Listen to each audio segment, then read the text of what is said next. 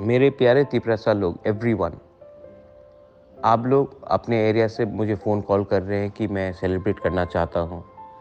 कोई साबरूम से फ़ोन कर रहा है, कोई कोरबुक से फ़ोन कर रहा है, कोई कंचनपुर से फ़ोन कर रहा है, कोई पानी सागर दामछरा से फ़ोन कर रहा है, कोई सिपाही जला से फ़ोन कर रहा है, कोई गोमती से फ़ोन कर रहा है। सब जगह से लोग मुझे फ़ोन कर रहे हैं।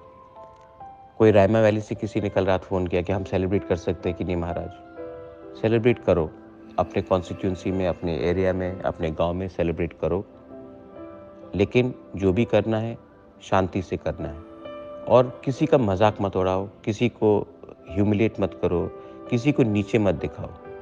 आज हम जीते हैं, और जब आप जीतते हैं तो आपको एरोगेंस नहीं दिखाना चाहिए, आपको विनम्रता दिखाना चाहिए, और आपको दिखाना चाहिए कि हम जीते हैं लेकिन हम अहंकारी नहीं हैं।